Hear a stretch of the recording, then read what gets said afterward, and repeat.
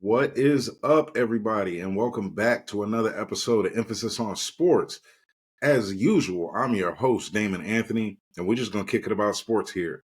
So, look, if you're new, hit that like button, subscribe, check us out on all streamers. We're on Spotify, Apple, Amazon, iHeart. Look for Emphasis on Sports. This is what we do. We kick it every day. Not every day, but a lot. You know what I mean. Now, in the sports world, NBA rolling. There's a lot of good stories coming out of the NBA early in the season, which is really cool. A lot of different things. We know the Celtics are going to be good. We know teams like Oklahoma City, as good as they were last year, they were going to be good. Phoenix, Denver, those are going to be top tier teams. What we did not see coming, I'm going to tell you this: Cleveland Cavaliers are 13-0, y'all. Not only are they 13-0, but they're only the sixth team in NBA history to start a season 13-0. Now, out of the five before them, only one of them won a championship. So we'll see what that brings. But just the fact that they're 13-0 is actually kind of huge. I mean, this is a team that, they got into the playoffs last year, beat Orlando, they suffered some injuries against the Celtics, so they weren't able to move on there. But they're bringing back pretty much the same roster, just with a new coach. And Kenny Atkinson is doing a great job with that team. Has that guard play really, really well. Darius Garland, Donovan Mitchell, they're playing together really well. They're leaning on each other instead of one of them just wanting the ball and wanting to run the whole show. Is really good to see. Evan Mobley, he's stepping up. He, to me, seemed a little bit shy and I don't know, not really ready for the bright lights last year. He's trending up. I'll tell you that. We know Jared Allen's he's going to be a beast down on the boards. This Cleveland Cavaliers team, they may be pretty good going forward. That is, of course, yet to be seen because it is real early in the season. They still have 69 games to play. But at this point, they do look like one of those teams that has a bright future. We'll just have to see what happens there. Now, in the Western Conference, the biggest surprise to me, Golden State Warriors. They let Klay Thompson go. They brought in Buddy Hield. They're seemingly playing damn near everybody every night. They're sitting at 9-2 right now. Now, I'm going to tell you what, if you let them get into the playoffs, man, you got Steph. So as they get into the playoffs, man, look, close games, I'm going to take Steph over a lot of these players because he knows how to close them out. We saw the other night in Klay Thompson's return to Golden State. It was a great thing to see. The fans showed a lot of love. Everybody had captain's hats. Of course, they ran, a reel back of all the thank you Klay stuff and all of that. But you also saw Steph was like, man, this is my house. So if this team continues to play well, Steph's going to be able to say this is my house and do the night real often. And me personally, I'm looking forward to it. I just really want to see what this NBA season is going to have to bring because I think it's going to be a really solid season going forward. But I really don't lock in with the NBA until after the Super Bowl, to be completely honest with you. Just like I said, the Cavs have 69 more games. That's a lot of games. So I'll lock in more with that as the season goes, but I am watching and paying attention. Just stay tuned for more talk about the season. So on to the NFL. We are already into week 11. Last night, Washington Commanders lost to the Philadelphia Eagles 26-18 in a game that was pretty entertaining for a little bit. At the very end, I'll say in the fourth quarter, like last 6 minutes of the fourth quarter, Philly showed who they were and why picking up Saquon Barkley was huge. I've been seeing a lot of things about, Jaden Daniels regressed and all of those things. This is the thing that all of us have to remember. As good as they looked, as good as their season had been, now they're getting into the meat of it, and they're having to actually play really good teams. When you got to play the Giants, we got to play the Cowboys, stuff like those are teams they suck. But now they're in the meat of their schedule, so we're going to see what they're really made of. Right now, they're still sitting in the playoff picture, so it's not like we could count them out. As long as they continue to grow, they could be a problem later, but we got to see some more work out of their receivers. Last night, Philly's receivers locked Washington up, so got to see a little better job there. That's yet to come, of course. Philly, on the other hand, they're trending towards one of those dangerous teams. They're actually starting to look like a team that maybe, may need to be reckoned with. I don't think that their coach is a very good coach, but they're a highly talented team. And sometimes you win despite the coach. All right, let's look at Sunday. Let's predict some games. Let's talk a little bit about these games. Now, first game up at 1 o'clock is one of the biggest rivalries of all times when it comes to sports in general. Green Bay Packers at the Chicago Bears. Now, coming into the season, I had a bigger expectation from Chicago. Chicago looks absolutely dreadful. They are going into the tank. It really looks like to me. Doesn't look like the players want Caleb Williams in there. Doesn't look like the coach has a lot of confidence in his team. So I see Green Bay walking in there and putting a thumping on them. The line right now is Green Bay -5.5. Give me Green Bay. Chicago doesn't look good in Green Bay. They're a team that they have those playoff aspirations, potential Super Bowl aspirations. So they're going to come in there and they're going to roll. Give me Green Bay all day. Next game up, we got the Jaguars at the Detroit Lions. Detroit is currently favored by 14. Holy moly, that's a big number. Give me Detroit. I've been saying this for a couple weeks now. Detroit to me looks like the best team in the NFL. They definitely, they're a team that you can't come in there weak against them and expect to win. And Jacksonville looks like a weak team. Not 100% who's going to be at the quarterback. Is it Trevor? Is it Mac Jones? I don't think it matters whatsoever. I think Jared Goff bounces back from last week's game. Even though they won, he had kind of a bad outing. I think he comes out slinging that ball. I expect Detroit probably to put up 40-something points. Give me Detroit. Give me Detroit. They're dangerous. Next up, we're going to have the Minnesota Vikings at the Tennessee Titans. The line's currently Minnesota -6. This one isn't that tough. Give me Minnesota. Minnesota also needs to continue to charge for those playoff spots. They started the season off great. I remember I got a lot of shit for not making Minnesota the best team in the NFL. But there's more games to be played, right? You start off 5-0, 6-0. What else is going to happen? Minnesota's come back down to earth, but Tennessee stinks. They absolutely stink. They're dreadful. So I have to take Minnesota here. There's no way I can't take Minnesota. I think they win by more than a touchdown. Then we're going to have the Raiders at the Miami Dolphins. Dolphins currently favored by 7. This game is ugly. The Raiders, I just think that they're in that bottom 5 of terrible teams in the NFL.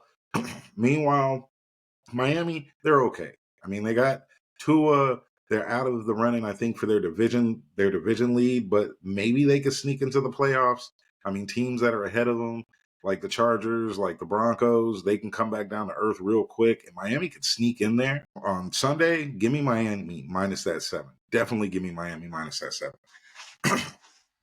Then we're going to have, this one's close to being a no one cares game. This one is close to that. Los Angeles Rams at the New England Patriots. The current line is Rams -4.5. I don't think either one of these teams are very good. I'm going to take the Rams just because of that offense. But New England could very well win this game. It is in Foxborough. It is outside. They're not a terrible team, but they're just not very good. For this one, though, give me the Rams. Next game. This one right here is the nobody cares game of the week. Week. I'm telling you. Cleveland Browns at the New Orleans Saints. The current line is Cleveland -1. Only interesting thing about this game is this is like a Jameis Winston revenge game. These teams are both terrible. They're both terrible. They're eyeing draft position next year. Neither one of these teams have anything to play for other than their fan bases. Cleveland's bad.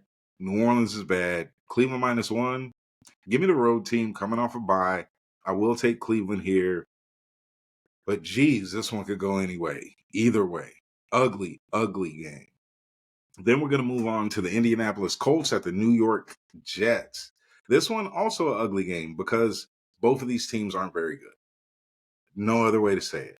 I believe AR is going to get back under center for the Indianapolis Colts. Leave him there. Let him develop. You're not going to the playoffs. You're not a very good team. See what the young guy has.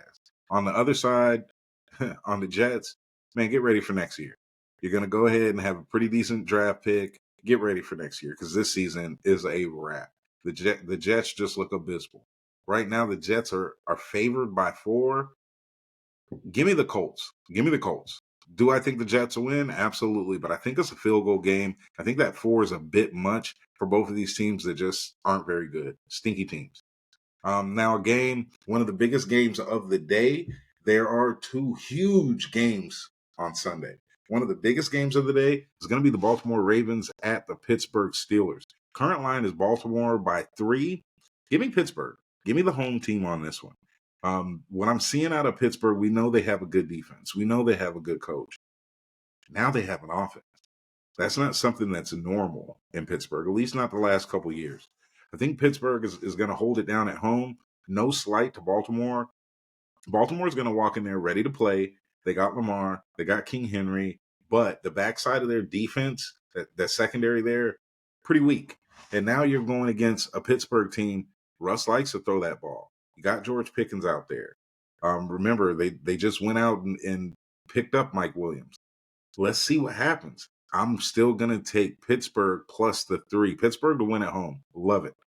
Next game, we're going to have Atlanta Falcons at the Denver Broncos. Current line is Denver by 2, -2.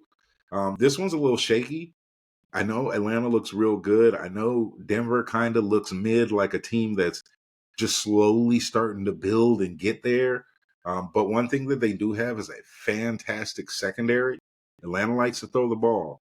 They're going to have to play against a pretty good defense. This Denver -2, that's a little tricky. I kind of like it. Give me Denver.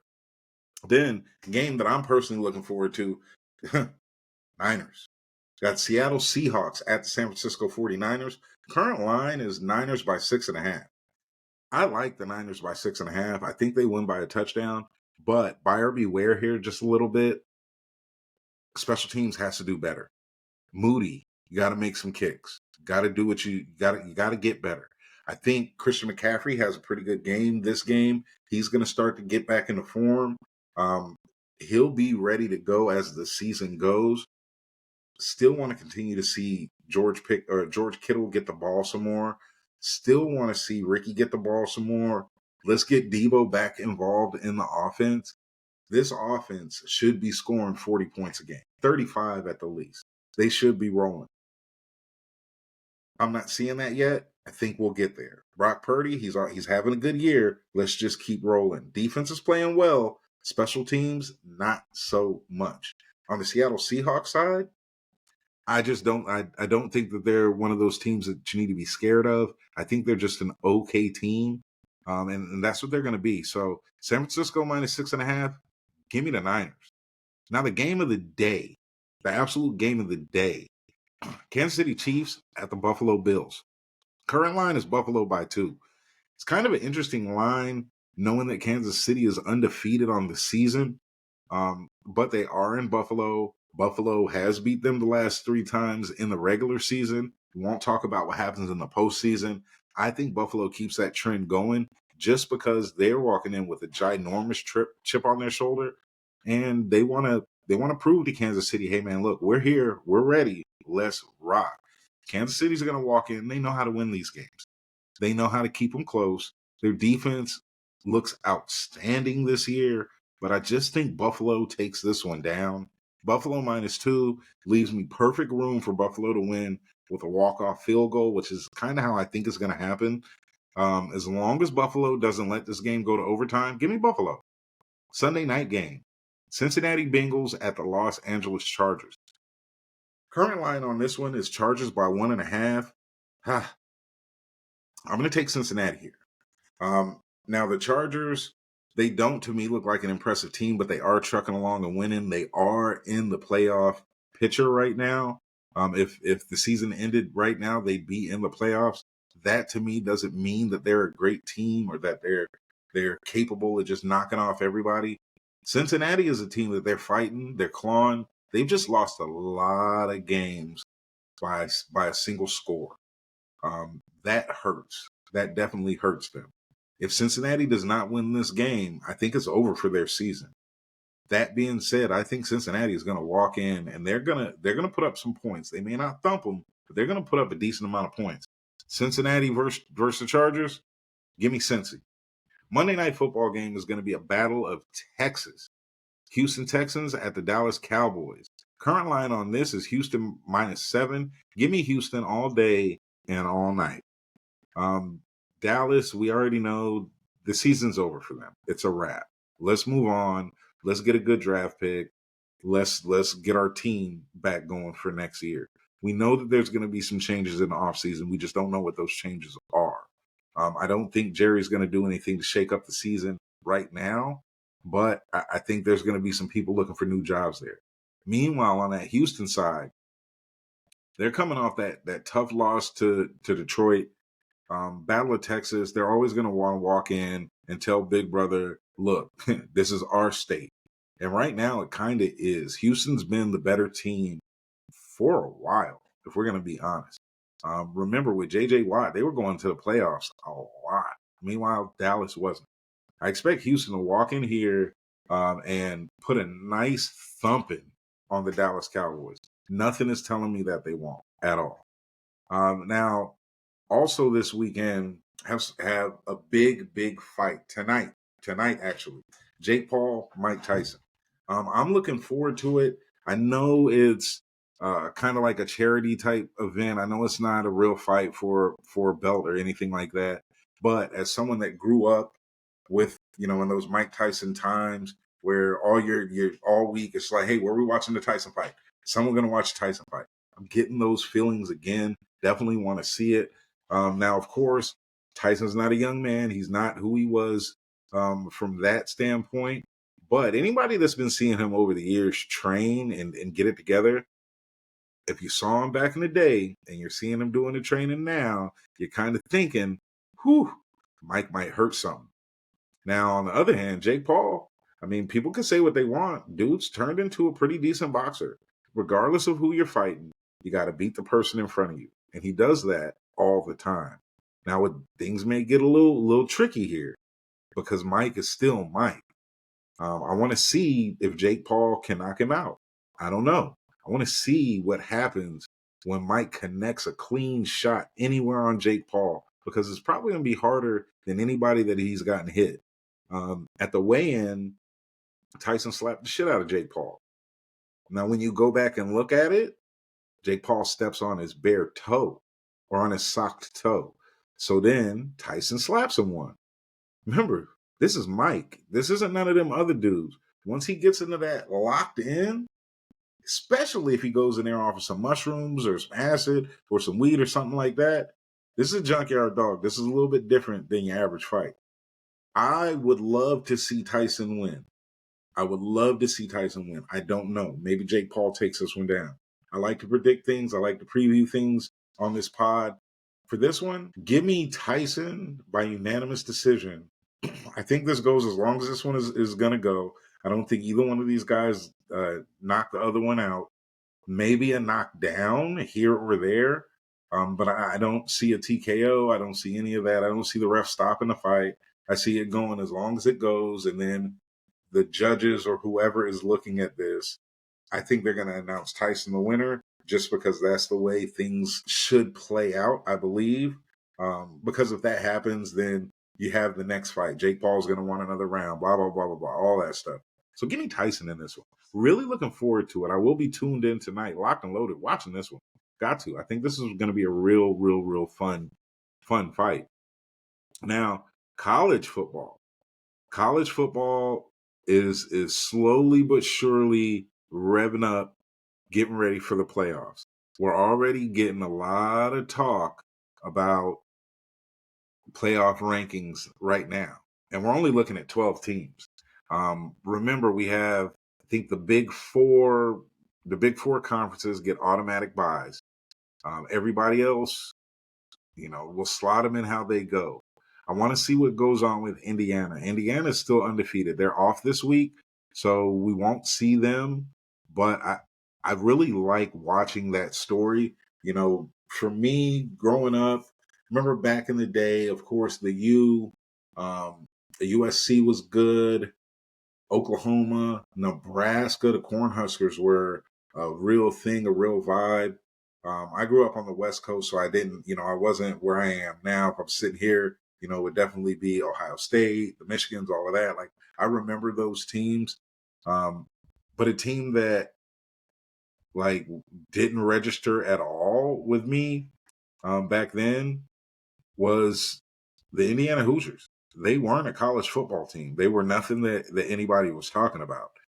So for them to be 8-0 is huge for their program and huge for whatever's going to happen moving forward with that program. Next week they play Ohio State. I hope Indiana beats them and they get to walk into the playoffs and be comfortable and maybe shake some things up. Also looking forward to seeing what Colorado does. Right now, Colorado looks like they're on their way. If they continue to keep winning, looks like they're going to be on their way to the Big 12 championship and a potential playoff berth, which is going to be absolutely huge for Coach Prime. We know how bad that team was when he came in. He slowly built it over a year. Last year, they were okay. They weren't good. They weren't terrible. This year, they're coming out and they're doing their thing. They are doing their thing. And me personally, I like to see it. I know next year Shador is going to be gone, Travis Hunter is going to be gone, but this is a team that can have a bright future. Me personally, I hope that Prime stays with them. But you never know, especially with what's going on in Dallas. That's going to be a stay tuned moment. Now, big games on Saturday. Personally, I'm usually working Saturdays. I am off, so I'm going to be watching college football all damn day. 12 o'clock slot. Kind of looking forward to this Texas Arkansas game. I know Arkansas can put up some points. Texas is really good. Colorado and Utah. Can Colorado continue to do what they're doing? Colorado, remember, they're on TV every week, which is huge. That's huge to get that kind of exposure.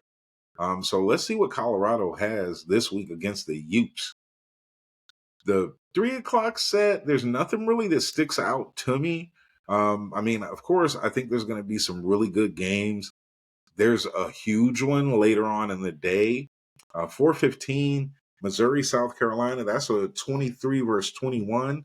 That one's going to be a pretty good game. South Carolina, they're looking really solid. Coach Beamer has those boys playing. I love the fact that he has a really good vibe with them. When you see stuff like that from a fan's perspective, it's just really cool because you don't really think about that. Nobody really thinks that these coaches really have those vibes with their players. But when you see it, you kind of understand why some of these coaches get really, really great players. Now, probably the game of the day, 7:30, Saturday night. The 7th ranked Tennessee Vols at the 12th ranked Georgia Bulldogs. That one, I'm tuned in, I'm ready, I'm locked and loaded. Georgia, we know what they are. They've been really good the last couple years. Ever since Kirby Smart's been there, they've been a powerhouse. Tennessee was one of those teams that back in the day, Peyton Manning, T. Martin, you see these teams and they were really good. Then they kind of went away. Them being back, I think, is good for college football because of the rivalries, because of just the theatrics of it all. Old Rocky Top, all of that stuff. This one, I think, is going to be a real good game. Right now, Georgia is favored by 9.5. Me picking this game, if I'm a betting man, I'm going to take Tennessee to keep it a little closer than that. Georgia will probably win this game since they're at home, but Tennessee is good enough to knock them off. I really do believe they are.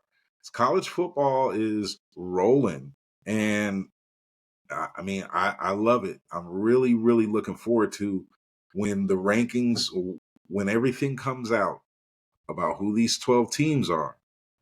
I really want to see what the hell is going to happen. I really want to hear all of the chirping and the crying from some of these programs, especially some of these big programs who are probably not going to make it.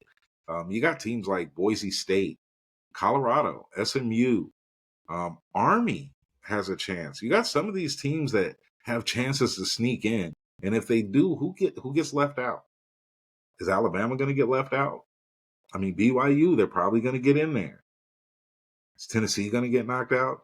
These upcoming games are really, really huge for these teams because you can't keep losing. There's going to be a team or two that's going to get in with 2 to 3 losses. Don't lose one of these upcoming games and end up out of the playoffs. That would be a hurt piece for most of these teams. Well, look, that's it for me. Y'all have a good weekend. We'll talk more after the games on Sunday. Be good or be good at it. And until next time, I will holler.